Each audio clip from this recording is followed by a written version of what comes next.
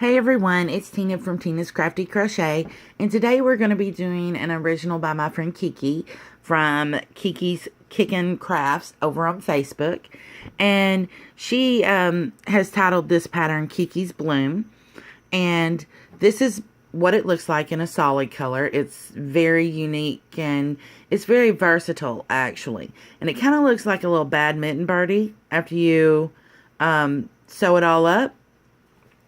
But this is in soft white with Red Heart Super Saver, and I'm using an H or a 5mm hook, and today I'm using the Icelandic variegated from Red Heart, and let's get right to it. So first we're going to start with a magic circle, but we need at least a 5 or 6 inch tail left. So I'm going to pull out my long tail, and then I'm going to take and wrap around 2 fingers and then cross over. Grab that with my pinky. Go under this one and hook this one. Now some people leave this on their hand. I can't crochet with it like that. So I'm just going to pull that, and we're going to chain 2 to lock in that circle. And the pattern calls for 8 double crochet into your magic ring. So the chain 2 does not, repeat, does not count as a stitch. So let's put 8 double crochet into this magic circle. 1, 2, 3,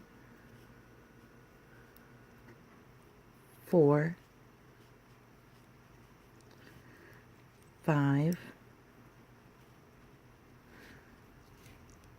6, 7, 8.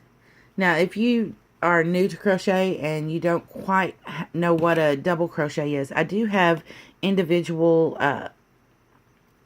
videos showing each stitch and how to work them.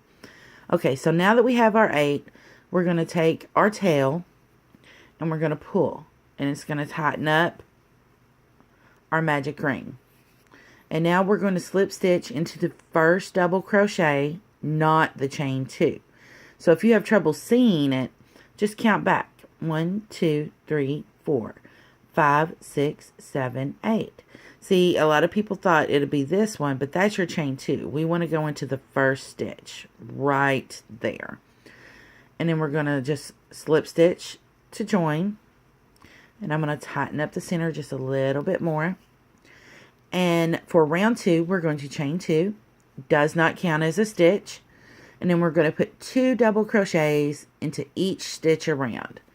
So that will equal 16 at the end. So let's go, this is 2, 3, 4, 5, 6, 7. Oh, this yarn's wanting to pile on me. 8.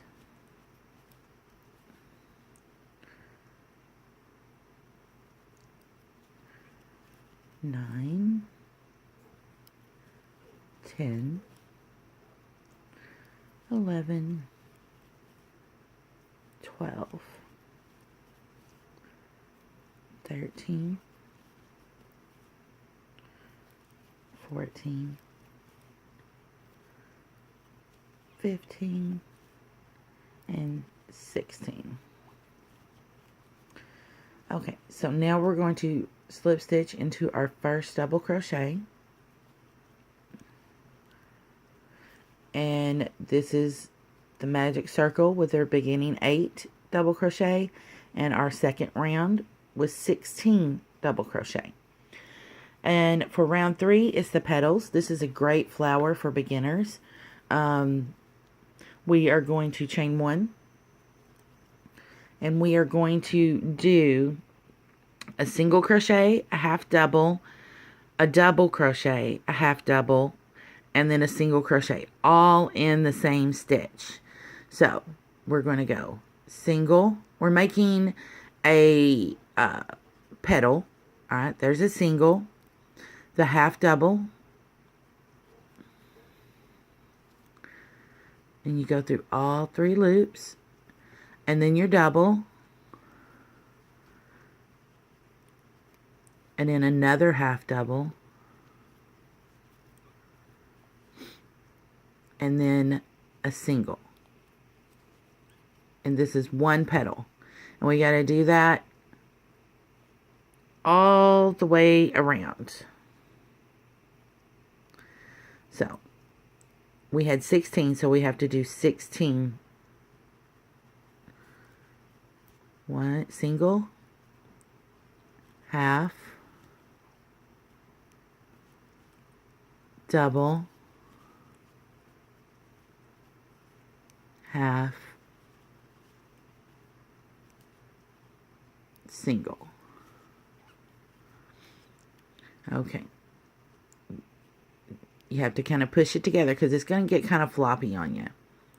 So we got single, half, double, half, single. And we're going to continue to do this all the way around until we have 16. So you continue on your petals and I will meet you back here at the end.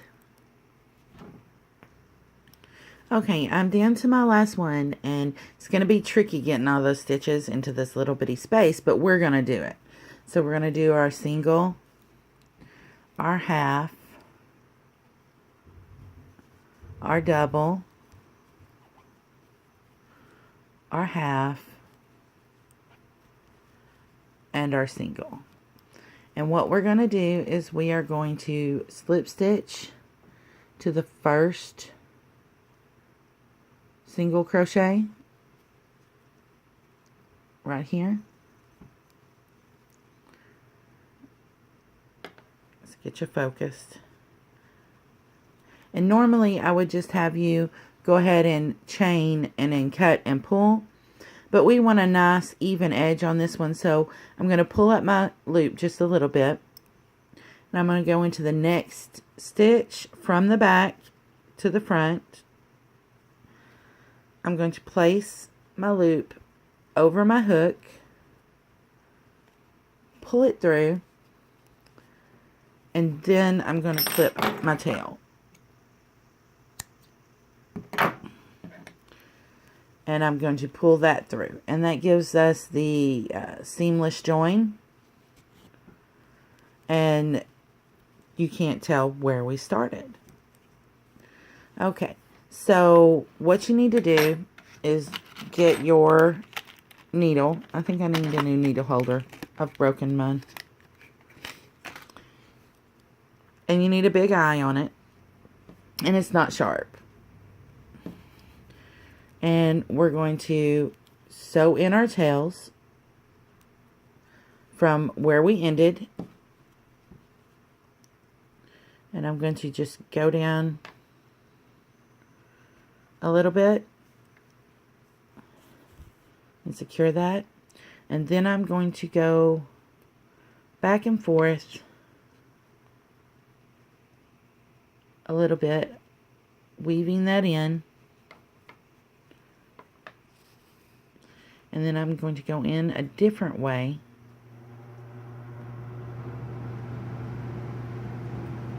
and I'm going to do this.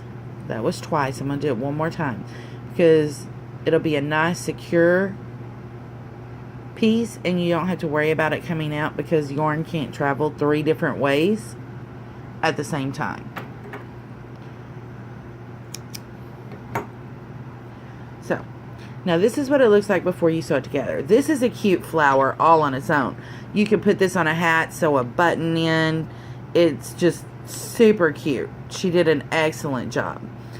But the way she designed it was to be a frilly type.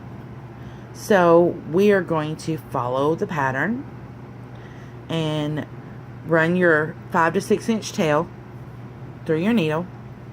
And what you want to do is gather it up to where it looks like a badminton birdie. And I usually hold it in my hand like this.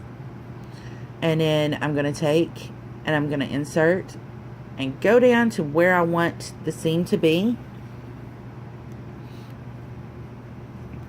And then I'm just going to punch it through a few times to kind of hold it in place. And depending on how tight you want your flower to be is, you know, completely up to you. That's pretty tight. I like that. Or you can, you know, loosen it up and let it flow open. You can sew it completely together and it looks a little fuller, or a little looser and it's like that. So the tightness of your bloom is completely up to you. But I'm going to go through it and around it just a little bit more. And if you want to put a cute little band of yarn, you can take, oops, hit the camera. You can take your yarn and just wrap. And then go through and secure it. And you have the cute little band that holds it. And we'll go through and we'll push this one down just a little bit and secure that.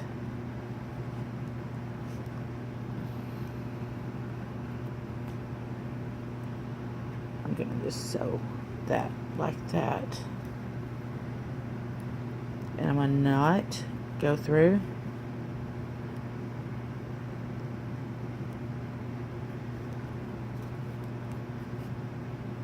And that is nice and secure now. Cut our tail. And here we have Kiki's bloom. And this one is in, these are both worsted weight, but you'll notice the Aran is just a little larger. I use the same size hook. But it seems like the variegated seems to be a little thinner than the solid colors. But same size hook, both worsted weight 4s. And they are both super duper adorable. Don't forget to like our videos and subscribe. And I will put the link to Kiki's Facebook page in the description. And y'all go give her a like.